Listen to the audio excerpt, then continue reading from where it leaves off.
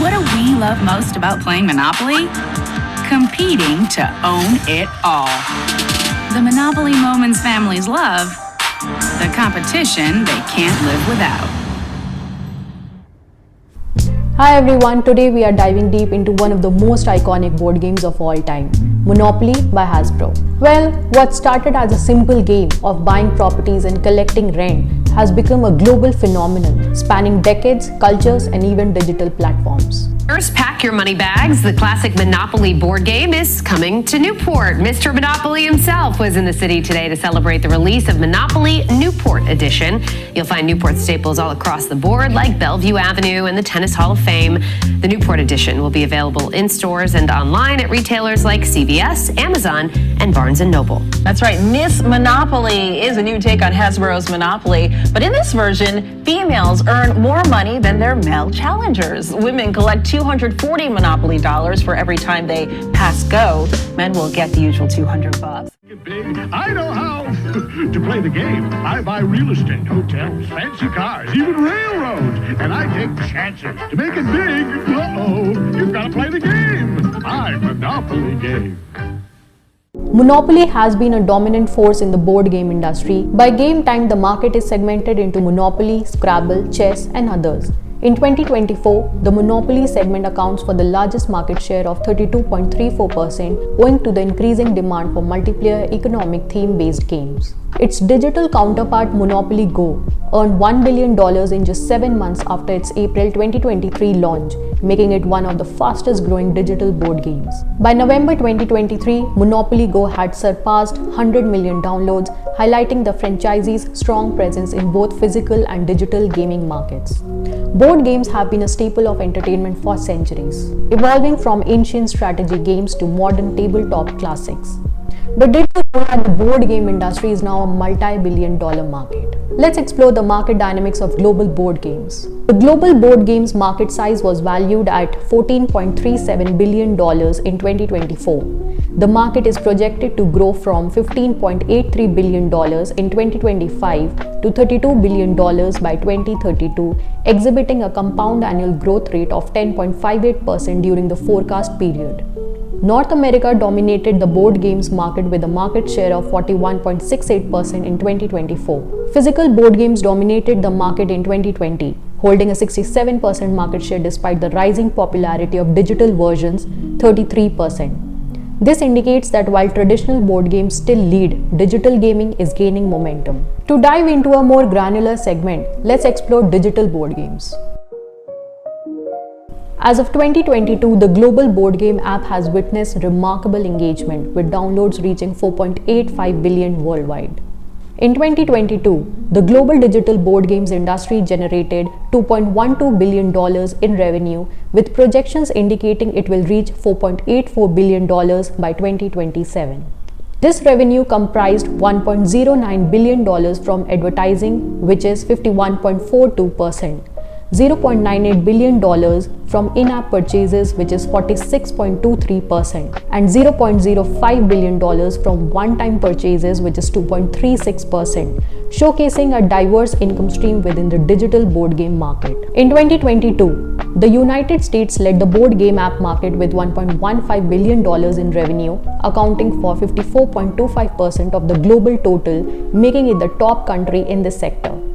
China followed as the second largest market with $0.52 billion in revenue, accounting for 24.53% of the global total, while the UK ranked third, generating $0.08 billion in revenue, accounting for 3.77% of the global total from board game apps. Behind this colorful board game is a fascinating history of bold business strategies, legal battles, and industry-defining moments that helped shape Monopoly's incredible success.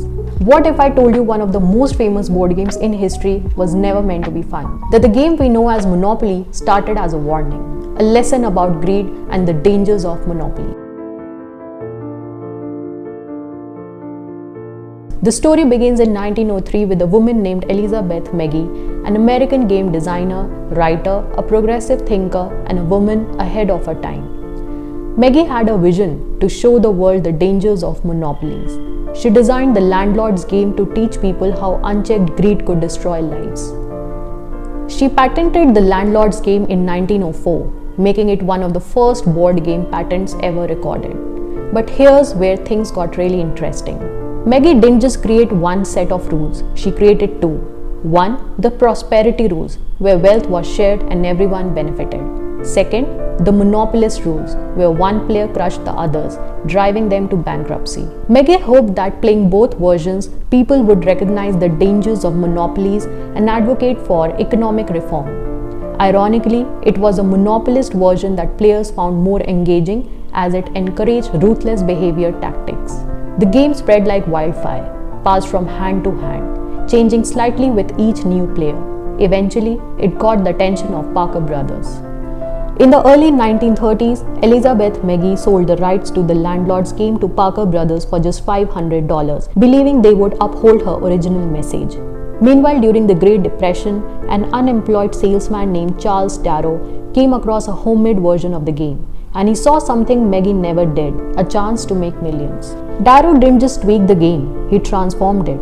He added the now famous property names, houses, hotels, and chance cards. In 1934, Darrow presented his new game Monopoly to Parker Brothers. They initially rejected it, calling it too complicated, but Darrow was persistent. He handcrafted and sold his own Monopoly sets locally, and demand soared. By 1935, Parker Brothers officially bought Darrow's version and mass-produced it. Monopoly became an instant sensation. By 1936, over 1 million copies had been sold. The game offered struggling families a brief escape, letting them experience a sense of power and wealth during tough times. And what about Elizabeth Maggie, the woman who started it all? Well, her name faded, and her original message was lost. Monopoly became a game that celebrated the very thing she had tried to warn the world about. Have you ever wondered why playing Monopoly feels so intense and competitive, turning even the calmest players to fierce strategists? Why do players keep going even when they are at the verge of bankruptcy? Well, Monopoly isn't just a simple board game. It's a carefully designed psychological experience meant to keep you hooked, engaged, and emotionally invested. Number 1. Scarcity and urgency. In Monopoly, every decision feels urgent because resources are limited. If you don't act fast, someone else will. The fear of missing out on a great opportunity can lead to hesitation. But in this game, hesitation comes at a cost. Imagine this. You land on Tennessee Avenue, which is orange block. It's available. You hesitate. Maybe saving cash is better. The next player snaps it up, then buys New York and St. James Place. Boom! They have a monopoly. Now every time you land on an orange property, you are paying huge rent. What do you feel? Regret? Anxiety? Frustration? Why didn't I buy it? Now you are stuck paying rent instead of collecting it. Monopoly forces you to make split-second decisions, and if you hesitate, the game punishes you. Second, the illusion of control. You think you are winning until you're not. Monopoly gives you a false sense of security, making you feel like you are in control just because money is flowing in. But while you are busy counting your cash, someone else is making the real power moves, and by the time you realize it, it's too late. Imagine this, you own 3 railroads. Rent is coming in, $100 from here, $100 from there. It feels good. You think, I have a steady income, I'm doing great. Meanwhile, another player is building houses on the orange properties. A few turns later, you land on Tennessee Avenue with 3 houses, rent due $950? What do you feel? Overconfidence turns into shock and despair. Monopoly lets you feel like you are winning until the big plays happen. Third, the sunk cost fallacy. Why you keep playing even when you should quit. The deeper you get into Monopoly, the harder it becomes to walk away. Even when the odds are stacked against you, the hope of a comeback keeps you going until reality hits and you realize you've been fighting a losing battle all along. Imagine this, you've mortgaged properties just to survive. You scrape together enough cash to build one house, desperate for a comeback. You roll the dice, praying for a safe landing. You land on Boardwalk with a hotel. Rent due $2,000, game over. What do you feel? Hope turning into denial, into crushing defeat. But I was so close. If I had just survived one more turn. Monopoly keeps you invested with small victories, making it hard to quit even when you should. For decades, families have gathered around the table, rolling dice, buying properties, and dreaming of building their empires. But Monopoly's story didn't end there. In 1991, everything changed. That year, Hasbro acquired Parker Brothers by purchasing its parent company called Tonka Corporation. This acquisition gave Hasbro ownership of Monopoly and other classic Parker Brothers games. But you know what? Hasbro didn't just see as a simple board game. They saw a world of possibilities. But how did Hasbro turn Monopoly into a billion-dollar empire? Well, transforming Monopoly into a global money-making machine wasn't easy. Hasbro faced multiple challenges along the way, but through strategic decisions, they turned obstacles into opportunities. Here's how. Number 1. Declining interest in traditional board games. As digital entertainment grew, fewer people were buying traditional board games. The challenge was to keep Monopoly relevant in an era dominated by video games and mobile apps. Hasbro's solution: product diversification. Hasbro reimagined Monopoly, creating versions for every type of fan. Whether you love Star Wars, Harry Potter, or Game of Thrones, there was Monopoly just for you. They expanded beyond the classic format, launching themed editions based on pop culture, sports, and cities to attract new audiences. Additionally, they introduced Monopoly Junior for kids, Monopoly Speed for faster gameplay, Monopoly Deal, a quick strategic card game. Their success outcome: Monopoly remained a top-selling board game despite changing consumer habits. Challenge number 2. Competing in the digital age. The rise of mobile gaming and online platforms threatened Monopoly's dominance. If Hasbro didn't innovate, Monopoly risked becoming obsolete. Hasbro's solution: digital expansion and mobile monetization. Recognizing the shift to digital entertainment, Hasbro expanded Monopoly beyond the coffee table, bringing it to PlayStation, mobile apps, VR, and online multiplayer platforms. This transformation made the game more accessible, interactive, and relevant in the modern era. The biggest win was Monopoly Go, a mobile-first game that generated $1 billion in just 7 months through in-app purchases and social gameplay. Monopoly Go, developed by Scopely in partnership with Hasbro, launched in April 2023.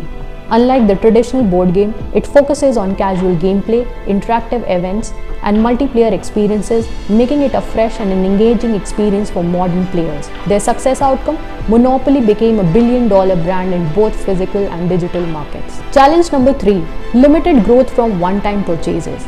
Selling a board game is usually a one-time transaction, meaning customers wouldn't return for repeat purchases. Hasbro needed a way to create recurring revenue. Hasbro's solution: licensing, merchandising, and brand partnerships. Instead of relying solely on board game sales, Hasbro licensed Monopoly's brand to partners like McDonald's, Star Wars, and Disney, expanding into Monopoly-themed clothing and collectibles, casino slot machines, and restaurant promotions. Their success outcome: Monopoly evolved into a cultural brand, generating continuous revenue without requiring new product development. To summarize, Hasbro transformed Monopoly into a billion-dollar empire by addressing key business challenges with strategic solutions.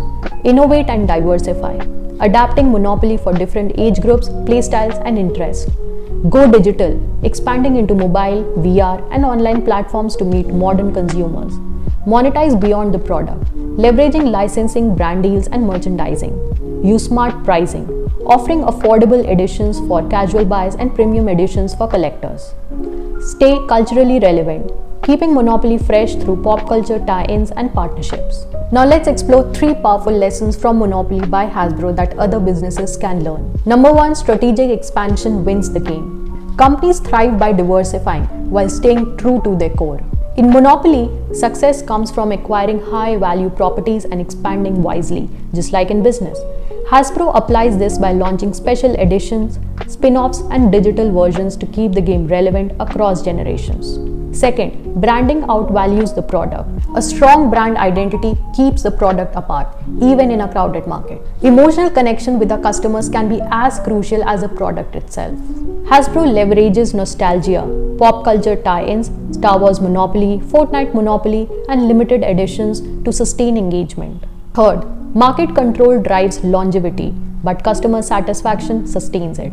Monopoly embodies market control, and Hasbro applies this in real life by fiercely protecting its IP and acquiring competitors. Monopoly isn't just a board game. It's a lesson in strategy, competition, and survival. Whether you win or lose, one thing is certain. In both business and life, the smartest moves always shape the game. Thanks for watching, and remember, every story has lessons waiting to be discovered. See you in the next video. Subscribe so you don't miss out. Bye bye.